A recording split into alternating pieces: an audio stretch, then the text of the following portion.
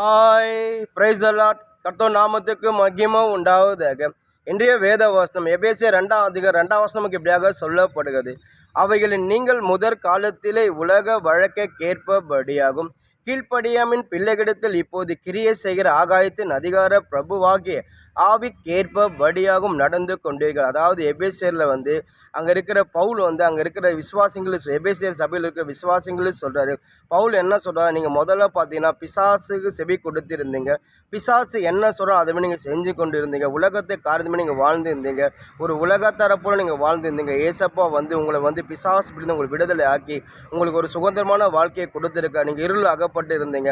ஏசப்பா உங்களை விடுதலை ஆக்கி ஒரு வெளிச்சமான வாழ்க்கையை கொடுத்து தம்முடைய சொந்த பிள்ளை உங்களை ஏற்றுக்கொண்டு அவர் உங்களை எல்லாவற்றையும் கொடுத்த தேவன். ஒரு நாள் நீங்கள் அவரை மறக்காதீங்க. அவர் செஞ்ச நன்மைகள் எப்போதுமே அவருக்கு நன்றி செலுத்துங்க சொல்லி பவுல் அங்கே இருக்கிற அந்த எபேசியர்கள் விசுவாசிகளை சொல்கிறார். இன்றைக்கி நம்மளோட வாழ்க்கை நம்ம உலகத்தில் பிறந்த ஒவ்வொரு கிறிஸ்தவ பிள்ளைகள் ஏசப்பா அப்படி தான் ரசித்தார். அதாவது நம்ம முதல்ல பார்த்தீங்கன்னா நம்ம பிசாசு அதாவது ஆகாயத்தின் பிரபு ஆவிக்கிறபடி பிசாசு பிள்ளை நம்ம இருந்தோம். பிசாசு நம்மளுக்கு என்ன சொல்கிறோம் அது மாதிரி அவனுக்கு செவி கொடுத்து அவன் என்ன சொல்கிறோம் அது மாதிரி நம்ம செஞ்சுன்னு இருந்தோம். அதாவது ஒரு உலகத்தரை போல் நம்ம வாழ்ந்திருந்தோம். உலகத்தின் ஆசைக்காக வாழ்ந்திருந்தோம். மாம்சத்துக்காக வாழ்ந்திருந்தோம். நம்ம அநேக காரியங்கள் அவன் என்ன சொல்கிறான் பிசாசு என்ன சொல்கிறோம் அதுமாரி நம்ம வாழ்ந்தோம்.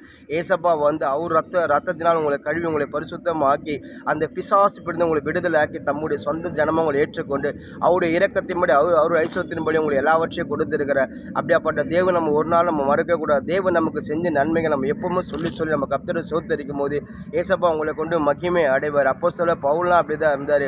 பவுல் ஏசப்பா அதுக்கப்புறம் பார்த்தீங்கன்னா தொட்ட பிறகு பவுல் கர்த்தருக்காக பயங்கரமாக வல்லமையாக எடுத்து பயன்படுத்தப்பட்டார். பவுல் சொல்கிறார் எல்லாருமே ஆனால் இவரை ஏசப்பா அறிகிற அறிவில் அவரை மேன்மையான வேறு எதுவுமே இல்லைன்னு சொல்லி பவுல் சொல்கிறார். ஏன்னா பவுலுக்கு ஏசப்பா அவ்வளோ நன்மை செய்து அது மாதிரி சங்கீத தாவீது சொல்கிறாரு, கர்த்தர் ஏசப்பா நீர் ஆண்டவர் எனக்கு பயங்கர நன்மை செய்துவேன் உம்மை பாடுவேன். அது மாதிரி அவர் சொல்கிறார், நான் எப்பொழுதும் உம்மை பாடி அனுதினமும் உம்முடைய ரட்சிப்பை சுவிசேஷத்தை நான் ரட்சிப்பாக அறிவிப்பேன் ஆண்டவரே. உம்முடைய வார்த்தை மற்ற ஜனங்களுக்கு அறிவிப்பேன். நான் சாகாமல் பிழைத்திருப்பது உம்முடைய செயல்கள் தான் ஆண்டவரே. நீ எனக்கு செஞ்ச நன்மைகள் யாரெல்லாம் தாராளம் சொல்லி சங்கீதாவது எப்போவுமே கர்த்தரை மகிமைப்படுத்தினே இருக்கிறார்.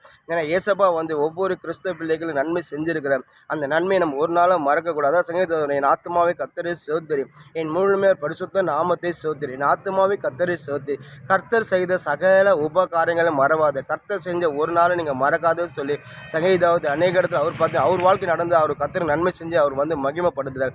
வேதத்தில் அநேக பேர் ஏசப்பா அவங்களுக்கு பயங்கரமாக நன்மையை செஞ்சுறாங்க. அந்த நன்மையை அவங்க ஒரு நாளாக மறக்காமல் ஏசப்பாவுக்கு நன்றி செலுத்துகிறாங்க. இனி உங்களோட வாழ்க்கையில் நீங்கள் ஆண்டோடைய பிள்ளையாக இருக்கும்போது இந்த ஏசப்பா உங்களுக்கு நன்மை செஞ்சுருந்தானா இந்த ஏசப்பா ஒரு நாளாக மறக்காதீங்க.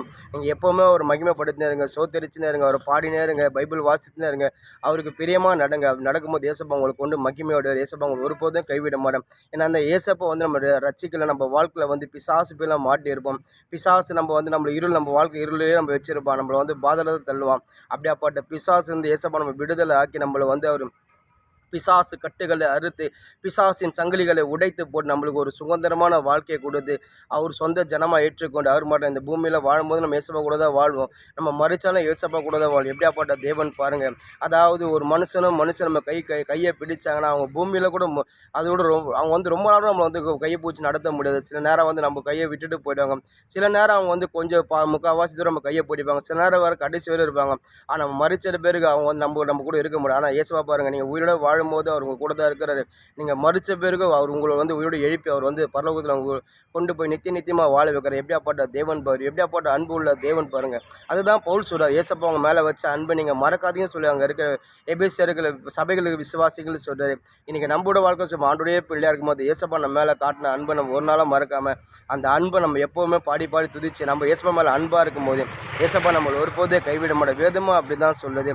அதாவது நியாயப்பிரமாணத்தில் முதலாவது கற்பனை எதுன்னு பார்த்தீங்கன்னாக்கா, அதாவது ஏசப்பா சொல்லுவாங்க, தேவனாய கர்த்தரோட முழு இதயத்தோடு முழு ஆத்துமோட முழு மனதோட முழு பலத்தோடு அன்பு கூறு சொல்லிட்டு அதுக்கப்புறம் ரெண்டாவது கற்பனை சொல்கிறார், உண்டத்தில் நீ அன்பு கூறுதல் பிடத்தில் அன்பு கூறுன்னு சொல்கிறார்.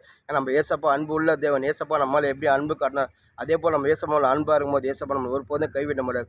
ஏசப்பா உங்களுக்கு வாழ்க்கை செஞ்ச நன்மைகள் நீங்கள் மறக்காதீங்க. ஏசப்பாவுக்கு நன்றி சொல்லுங்கள். ஆமென்.